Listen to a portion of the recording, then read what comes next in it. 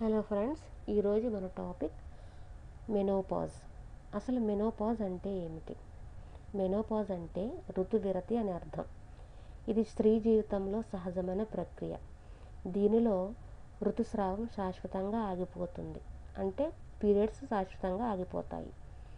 ఈ మెనోపాజ్ అనేది సాధారణంగా 45 నుండి 55 ఏజ్ మధ్య వయసు వారిలో ఇది సంభవిస్తుంది.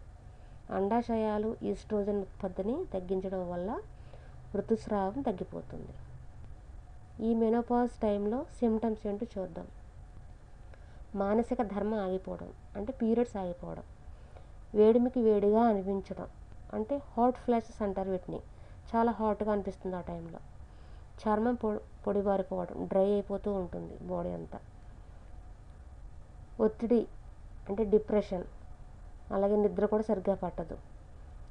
బాడీ వెయిట్ పెరుగుతూ ఉంటుంది. మూడ్ స్వింగ్స్, మూడ్ చేంజెస్ అవుతూ ఉంటాయి. జ్ఞాపక శక్తి లోపం, ఉత్సాహం తగ్గిపోవటం, ఇవన్నీ కూడా ఆ టైంలో సిమ్టమ్స్ ఈ విధంగా ఉంటాయి. మెనోపాజ్ టైంలో తీసుకోవాల్సిన జాగ్రత్తలు: మంచి ఆహారం, అంటే కాల్షియం, విటమిన్ డి అధికంగా ఉండే ఆహారాలు తీసుకోవాలి. అలాగే వ్యాయామాలు, వాకింగ్, మెడిటేషన్ చేయాలి. ఒత్తిడిని తగ్గించుకోవాలి. హార్మోన్ థెరపీ అవసరమైతే డాక్టర్ సలహా మేరకు తీసుకోవాలి. మెనోపాజ్ సమయంలో హార్మోన్ చికిత్స అంటే ఏమిటి? మెనోపాజ్ తర్వాత శరీరంలో ఈస్ట్రోజన్, ప్రొజెస్టరాన్ అనే ప్రోటీన్లు స్థాయి తగ్గిపోతుంది. వీటికి బదులుగా అందించడానికి హార్మోన్ థెరపీ ట్రీట్మెంట్ ఉపయోగిస్తారు. దీనిని హెచ్ఆర్టీ అని అంటారు. ఈ హార్మోన్ ట్రీట్మెంట్ వల్ల లాభాలు: వేడిగా అనిపించడం, అంటే హాట్ ఫ్లాషెస్ తగ్గుతుంది. రాత్రిళ్ళు చెమటలు తగ్గుతాయి. మూడ్ స్వింగ్స్ నియంత్రణలో ఉంటాయి, అంటే మూడ్ చేంజెస్ అవుతూ ఉంటాయి కదా, అవి నియంత్రణలో ఉంటాయి. ఎముకల బలహీనత తగ్గుతుంది. దీనిని ఓస్టియోపోరోసిస్ అంటారు. యోని పొడిగా ఉండటం కూడా తగ్గుతుంది. ఈ హార్మోన్ ట్రీట్మెంట్ వల్ల కొందరిలో కనిపించే సైడ్ ఎఫెక్ట్స్ అవేంటో చూద్దాం. బరువు పెరగటం, రక్తపోటు పెరగటం, ఛాతీ కాడలో ముట్టేలా ఉండటం.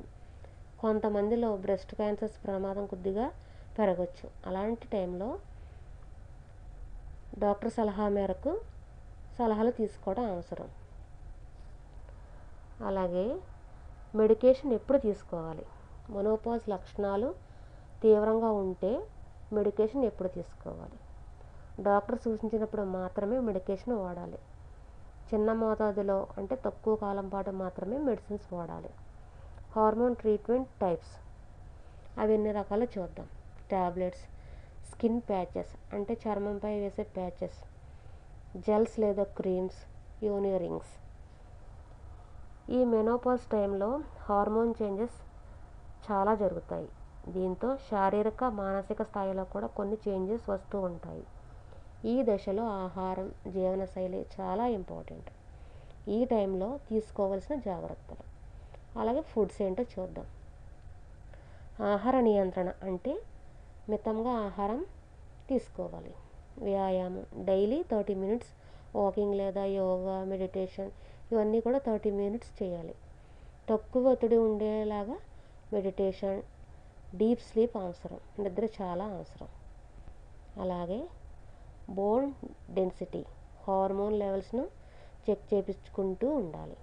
అధిక బరువు వల్ల హార్మోన్స్ ఇంకా డిస్టర్బ్ అవుతాయి, కాబట్టి బరువు నియంత్రణలో కూడా ఉంచుకునేలా చూసుకోవాలి. డాక్టర్ సలహా మేరకు మెడిసిన్స్ వాడాలి. మెనోపాజ్ టైంలో తినాల్సిన ఆహారాలు, గుడ్ ఫుడ్స్ ఏంటో చూద్దాం.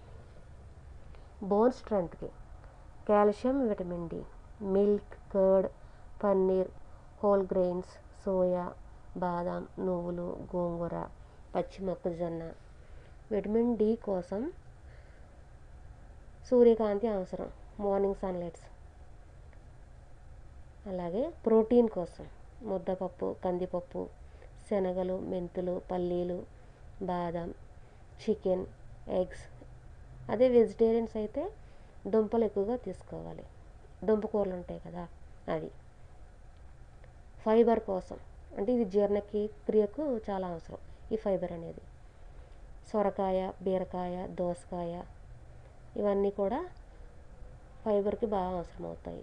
ఫ్రూట్స్లో మామిడి, జామ, యాపిల్, సపోటా, అలాగే గింజలతో చేసిన ఆహారం అంటే హోల్ గ్రెయిన్స్, గోధుమ, మిల్లెట్స్. ఇవి హార్ట్ హెల్త్ కోసం ఒమేగా 3 ఫ్యాటీ యాసిడ్స్, ఆకుకూరలు, వేరుశెనగ, అవిసె గింజలు అంటే ఫ్లాక్స్ సీడ్స్, అవిసె నూనె, ఫ్లాక్స్ సీడ్స్ ఆయిల్, నువ్వుల నూనె, ఇవన్నీ కూడా హార్ట్ హెల్త్కి మంచిది.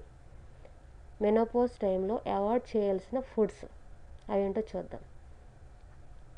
మసాలా ఎక్కువగా ఉండే ఫుడ్స్ని అవాయిడ్ చేయాలి. కార్బోహైడ్రేట్స్ అధికంగా ఉండే ఫుడ్స్ అంటే రైస్లో కూడా కార్బోహైడ్రేట్స్ హెవీగా ఉంటాయి కాబట్టి రైస్ని తగ్గించి తీసుకోవడం మంచిది. స్వీట్ ఐటమ్స్, షుగర్ని కూడా తగ్గించాలి. అల్లం టీ, కాఫీ అధికంగా తాగడం వల్ల ఈ ప్రాబ్లమ్స్ వస్తాయి కాబట్టి కొంచెం తగ్గించాలి. ఇవన్నీ పాటిస్తే మెనోపాజ్ సమయంలో ప్రాబ్లమ్స్ తక్కువగా ఉంటాయి. అలాగే నోట్ ది పాయింట్, మెనోపాజ్ అనేది వ్యాధి కానే కాదు, ఇది ప్రతి స్త్రీ జీవితంలో జరిగే సహజమైన ప్రక్రియ.